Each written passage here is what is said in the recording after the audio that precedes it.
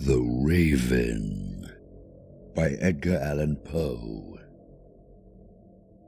Once upon a midnight dreary, while I pondered, weak and weary, over many a quaint and curious volume of forgotten lore, while I nodded, nearly napping, suddenly there came a tapping, as of someone gently rapping at my chamber door. "'Tis some visitor," I muttered, tapping at my chamber door. Only this, and nothing more. Distinctly I remember it was in the bleak December, and each separate dying ember wrought its ghost upon the floor. Eagerly I wished the morrow, vainly I had sought to borrow from my books a cease of sorrow, sorrow for the lost Lenore, for the rare and radiant maiden whom the angels named Lenore, nameless here forevermore. And the silken, sad, uncertain rustling of each purple curtain thrilled me, filled me with fantastic terrors never felt before, so that now, to still the beating of my heart, I stood repeating, "'Tis some visitor entreating entrance at my chamber door, some late visitor entreating entrance at my chamber door. This it is, and nothing more." Presently my soul grew stronger, hesitating then no longer. "Sir," said I, "or madam, truly your forgiveness I implore. But the fact is I was napping, and so gently you came rapping, and so faintly you came tapping at my chamber door, that I scarce was sure I heard you. Here I opened wide the door, darkness there, and nothing more. Deep into that darkness peering, long I stood there wondering, fearing, doubting, dreaming dreams no mortal ever dared to dream before. But the silence was unbroken, and the stillness gave no token, and the only word there spoken was the whispered word, "Lenore?" This I whispered, and an echo murmured back the word, "Lenore." Merely this, and nothing more. Back into the chamber turning, all my soul within me burning, soon again I heard a tapping somewhat louder than before. "Surely," said I, "surely that is something at my window lattice. Let me see, then, what thereat is, and this mystery explore. Let my heart be still a moment, and this mystery explore. 'Tis the wind, and nothing more." Open here I flung the shutter, when, with many a flirt and flutter, in there stepped the stately raven of the saintly days of yore. Not the least obeisance made he, not a minute stopped or stayed he, but, with the mien of lord or lady, perched above my chamber door. Perched upon a bust of Pallas just above my chamber door, perched and sat, and nothing more. Then Miss Ebony Bird beguiling my sad fancy into smiling, by the grave and stern decorum of the countenance it wore. "Though thy crest be shorn and shaven, thou," I said, "art sure no craven. Ghastly, grim, and ancient raven wandering from the nightly shore, tell me what thy lordly name is on the night's Plutonian shore." Quoth the raven, "Nevermore."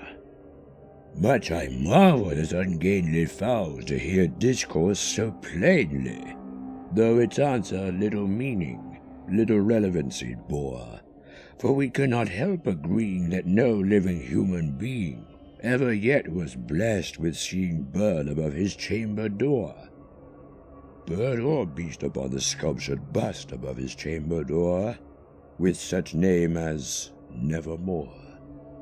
But the raven, sitting lonely on the placid bust, spoke only that one word, as if his soul in that one word he did outpour. Nothing further than he uttered, not a feather then he fluttered, till I scarcely more than muttered, "Other friends have flown before, on the morrow he will leave me, as my hopes have flown before." Then the bird said, "Nevermore." Startled at the stillness broken by reply so aptly spoken. "Doubtless," said I, "what it utters is its only stock and store, caught from some unhappy master, whom unmerciful disaster followed fast and followed faster, till his songs one burden bore, till the dirges of his hope that melancholy burden bore, of never, nevermore." But the raven still beguiling my sad fancy into smiling, straight I wheeled a cushioned seat in front of bird and bust and door.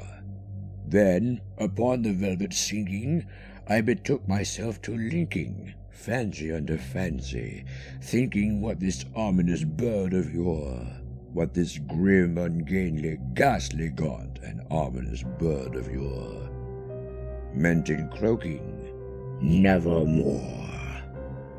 This I sat engaged in guessing, but no syllable expressing, to the fowl whose fiery eyes now burned into my bosom's core.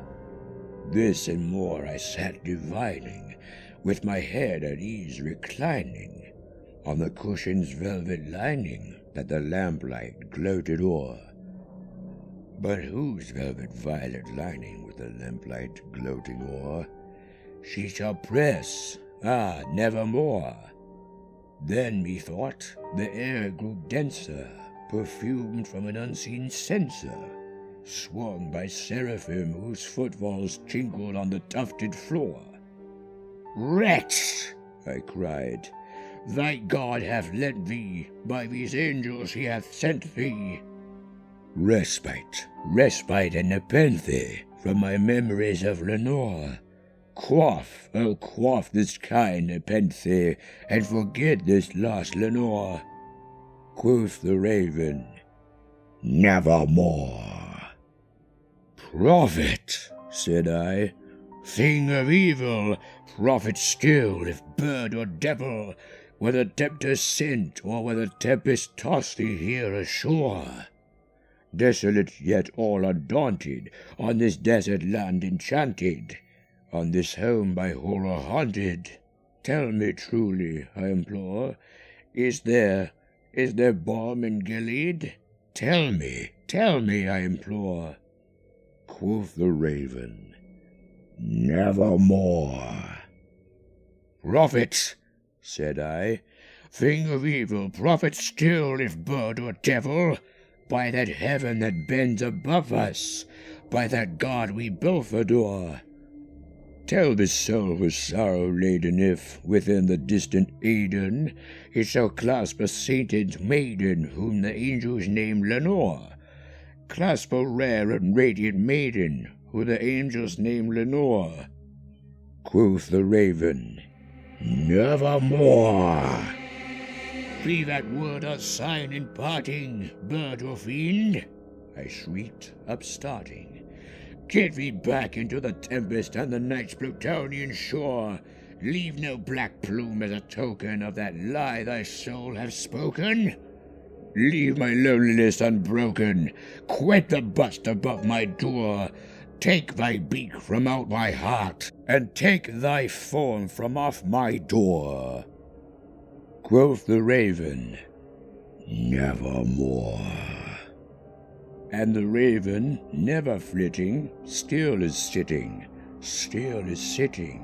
on the pallid bust of Pallas just above my chamber door, and his eyes have all the seeming of a demon's that is dreaming, and the lamplight o'er him streaming throws his shadow on the floor, and my soul from out that shadow lies floating on the floor, shall be lifted nevermore.